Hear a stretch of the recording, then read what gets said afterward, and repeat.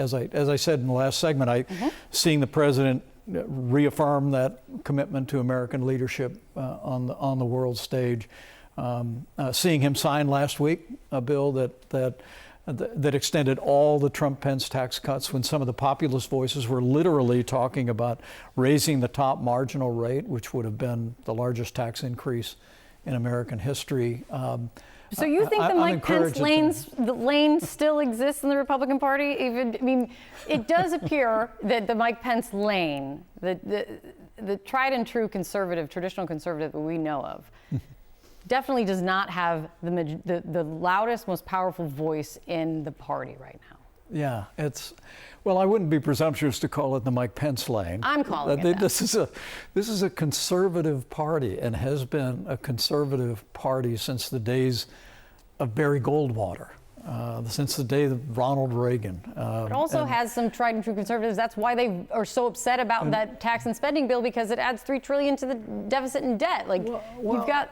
But that's what, that's an area where I would respectfully disagree with Senator Tillis. I would have had no problem voting for the One Big Beautiful Bill, because it extended all of the Trump-Pence tax cuts. It introduced significant Medicaid reform. It defunded Planned Parenthood for the first time in history. And all of those things speak to that conservative agenda in the Republican Party. And I think it's alive and well. I think it's important that Republicans offer the American people a choice, not an echo. I mean, when I see the populist right saying that we need to pull back on the world stage, we need to embrace big government programs, price controls, that we're against reforming entitlements, that we don't want to talk about the right to life, that sounds like the agenda of the Democratic Party. And I expect that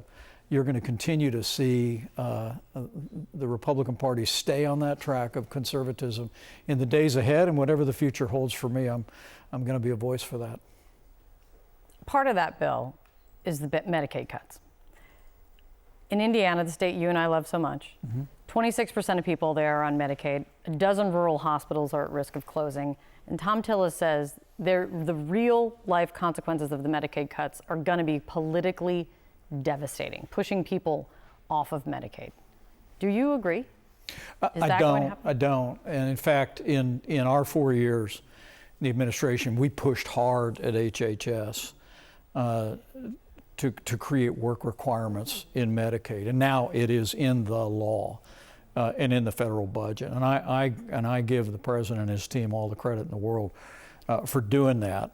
When I was governor of Indiana, where we're both from and proud, I actually introduced health savings accounts into Medicaid. We got the very first waiver ever to create consumer-directed aspects of Medicaid.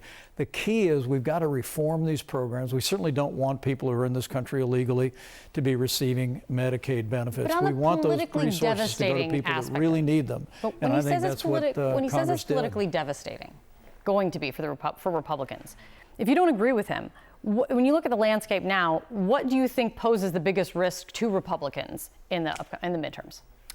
Well, I think now, having passed the One Big Beautiful Bill, which may turn out to be the one big bill they do, right? Because they did it all together. I think they got to tell their story. I was the third-ranking Republican during my time in the Congress. I was not only led the conservative caucus, but I was the conference chairman. And I understand that if you can't communicate, you can't govern.